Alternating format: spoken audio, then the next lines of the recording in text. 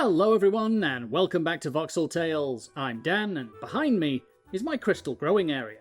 Whenever I've come across a budding crystal, I've been bringing it here and connecting it to a growth accelerator. So if I needed crystals, I could come here and collect some.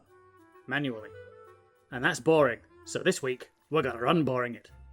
The plan, such as it is to demolish the crystal growing setup and rebuild it over at the factory with some kind of harvesting system strapped to it. With that in mind, I've faffed about in creative for a bit and come up with an idea that I think is going to work. It might not end up being the most efficient thing in the world, but it is pretty cool looking, and you know me, cool looking tops efficiency like 9 times out of 10. The key components of the crystal grower are part of the Applied Energistics 2 mod, so the first thing I'm going to do is make up some basic AE2 supplies. Starting with the Fluix crystals, we need to make the cables, which we can do here at our handy water mixer. Just set the basin filter to Fluix crystals. Then we chuck in the nether quartz, redstone dust, and Certus quartz crystals. Right, we'll let that run for a couple of minutes and we should come away with 2 stacks of Fluix crystals. Or it could stop running because we forgot to turn the water on. Dang it! Nothing to see here. That should be on. Ah, she's away again. Incredible job, Dan. Once the Certus quartz crystals were done mixing, I realised I needed more Certus quartz crystals and dust than I had on hand. So back I went to the warehouse to get more. Perfectly demonstrating why this project needed to happen in the first place.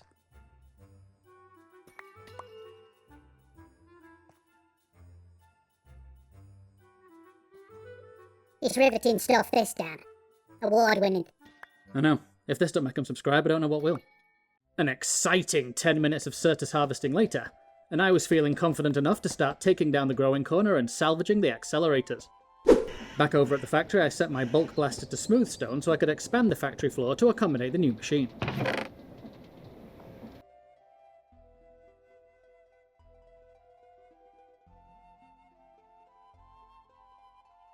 Man, of course that wasn't enough.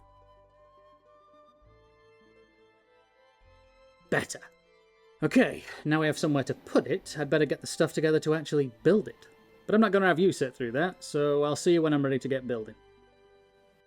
Alright, the first thing we're going to build is the Certus quartz collection system. So, put a bit of smart cable here with an accelerator on it, and then dig a power hole. AE2 stuff needs AE power, so to connect it to our network we need an energy acceptor. Like that one. And we'll need to connect an alternator to that to convert create power to something the energy acceptor will actually accept. Which I thought I had one spare, but apparently I don't. Brilliant.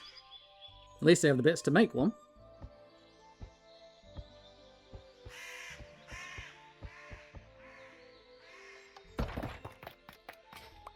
Might as well make a couple more while I'm at it. I know I need at least one more, but an extra for backup never hurts. Just roll up a few more copper cables.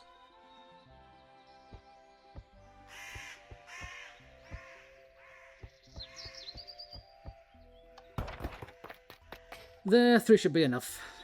First one can go right here, facing the right way. And if we extend this line of chain drive... Actually, that'd just be a massive waste of chain drive when I could just use a gearbox and some shaft.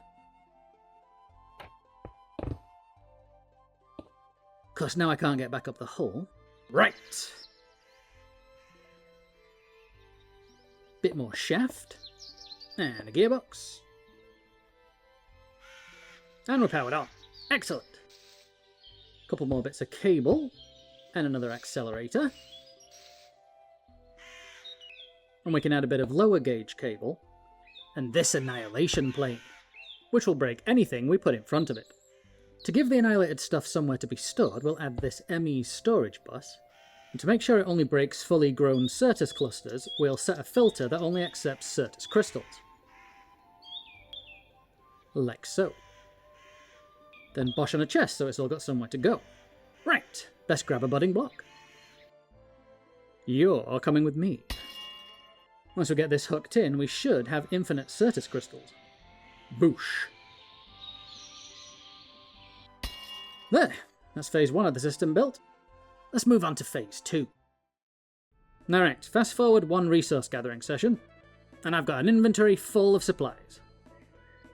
I've also relocated all the budding blocks over here, ready to install in the new machine. So let's start building it, shall we? Same as before, we'll need a power hole. And we extend power over a bit. I will never learn. Okay, gearbox, alternator, energy acceptor. And in this case, we will add an ME controller for component management. I'm using dense ME smart cables for the most part because they have a 32 channel capacity instead of the standard cable's 8. And while I don't fully understand the ins and outs of AE2, I do know that more is more. Next we'll link up 26 growth accelerators, 2 for each crystal type. I'm pretty sure power just went off, but I'll deal with that in a minute. First we're going to install these smart observers. They're going to do the same thing that the storage bus does in the Certus Quartz machine and make sure only fully grown clusters are harvested. And then on the back of each of those we'll add a redstone link in transmit mode, so that after I grab one of each of these clusters with my Silk Touch pick, I can set the observers to only respond when they see the appropriate cluster.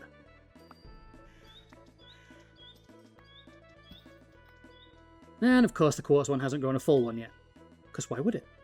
Give it a sec, I'll set these ones and I'm sure it'll get its act together. I believe in it. I have faith. Watch, I bet it's... Yeah, it's done. Good job, quartz. We're very impressed. Might as well set all these before I build the rest. Could probably do it with normal redstone, but that would require a skill set. Oh, you thought there was more to that sentence? No. Anyway, let's get these in place.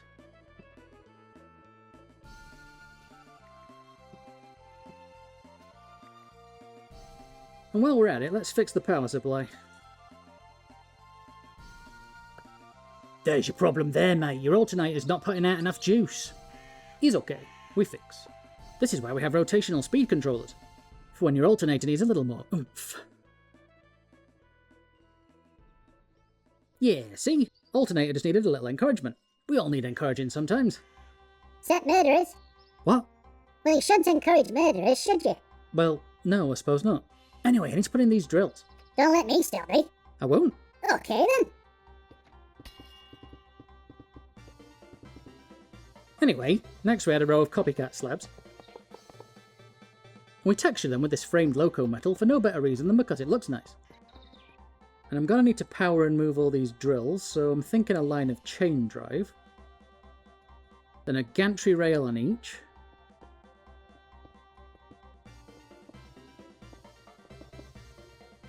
With a gantry carriage connected to each of them. Oh yes, got a good feeling about this. Actually I'm going to need some way of controlling all those rails, aren't I? So how about we take these out, and we add sequenced gear shifts, then we put the chain drives back in. And once again we make a power hole. Should be the last one though.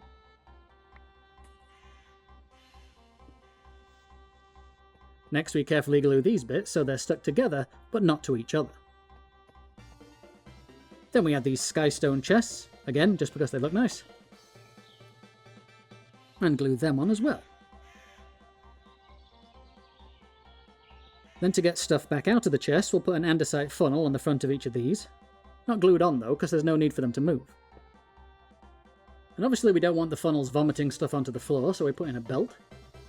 And then we need some kind of chute system to get stuff from the belt into a chest. But a straight drop is boring, so... Good day, sir. Can I interest you in... I'm going to stop you there. I'm in the middle of something and I don't have any cash on me. Sorry. Yeah, that should do us.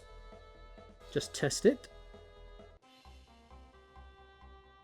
Yeah, that works fine. Except that I can't open the chest. Which is weird, because you can usually open a chest under a chute. There's always flipping something in it. Like, nothing ever just works how you expect it. You've always got to dick around troubleshooting until it eventually does vaguely what you wanted it to. Like, is it me? Am I expecting too much? Oh yeah, I can open it now, obviously, because that configuration is so different. Yep, that's exactly what I wanted to happen. Thanks, game. Again, perfect. It's like you read my mind. There we go. We got there in the end. That's the main thing. Anyway, turns out I was lying about that last hole being the last hole, because this one is going to be the last hole. Until, of course, the next hole, because, let's be honest, there's always another hole. Maybe not today, maybe not tomorrow, but soon there will be a hole, and I'll have to fill it with shaft. Okay, you going the right way? No, of course you aren't.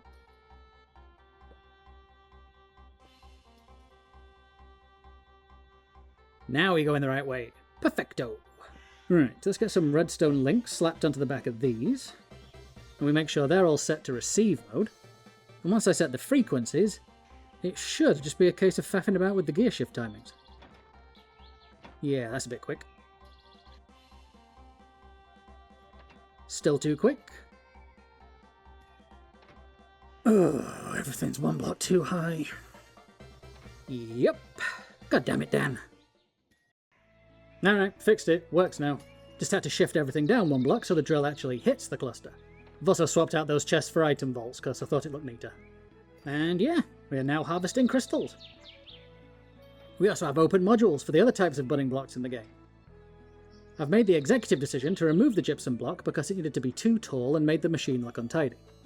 Plus the only use we would have had for it is to make sand, and we have better ways of making sand, so yeah, it's gone. But if we come and have a cheeky look in our chest over here, you can see we're already doing pretty well for crystals. So I guess the next thing we should focus on is tracking down the rest of those budding blocks.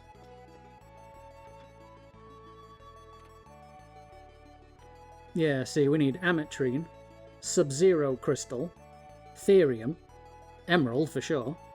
Think we've got the rest of those. And these other two are spectrum ones. I don't know how far we are off unlocking them.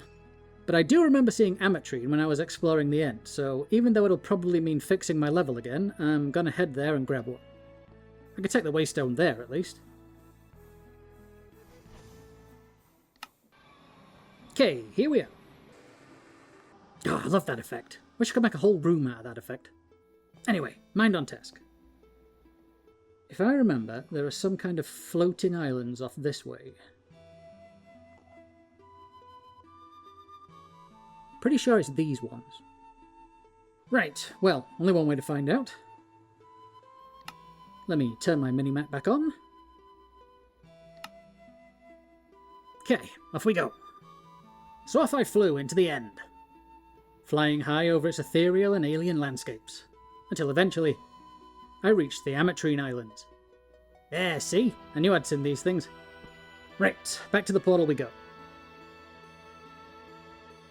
You know, it's only just occurred to me that I don't even know if I can carry this through the portal. Well, only one way to find out, I suppose. Geronimo! I'm back. And I've got the block. Alright, let's get it to the machine. Boosh. 1 down, 3 to go. Frustratingly, it was only after I'd fixed my level and stats that I discovered that not only was therium another end crystal, but I'd already encountered it as well and actually had some in my inventory. Anyway, I went back to the end and grabbed one of those as well. Okay, 2 down. Just sub-zero crystal and emerald to go. Right, a little online research has revealed that sub-zero crystals can be found in a biome called a sub-zero hypergeo. And if we look that up in our Biomepedia,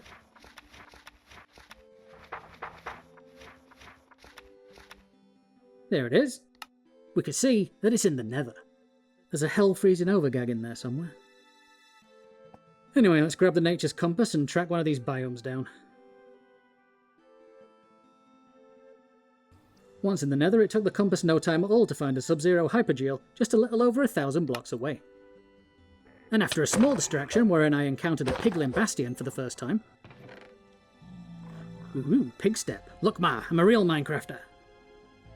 I was soon at the hypergeo and collecting a budding block. Gotta catch 'em all, budding blocks. Alright, sub-zero crystal installed. And I discovered that medium gypsum clusters also drop crystals, so I reinstalled that one as well. And that just leaves a budding emerald block to find. Well, and those 2 spectrum ones, but I doubt we're getting those today. But finding an emerald geode is going to take some cunning on my part, and some behaviour that might border on cheating. Allow me to explain. I've known for some time that emerald geodes supposedly generate at high altitudes and usually inside of mountains, which as you can imagine would make finding one a massive chore. But in a comment exchange with channel regular Allren last time, I realised that I could fly around near mountains with replay mod recording, and then use the replay function to quickly look for geodes underground. It borders on cheating because in-universe Dan doesn't have access to replay mod, so we would have no idea of where to look for a geode.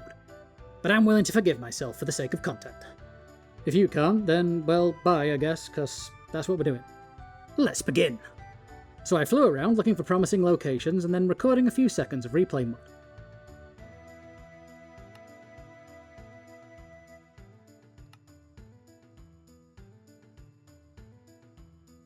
That'll do it.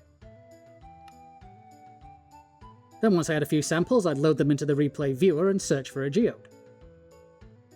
And eventually, I hit pay dirt. Oh, that one's green. Oh yes, emerald geode located.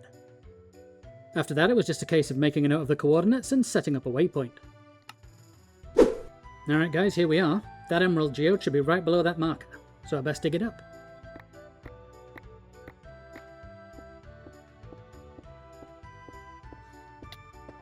Flippin' silverfish! Oh, hey, look at what we have here. Of course, my inventory's full. Better. Right, I'm going in.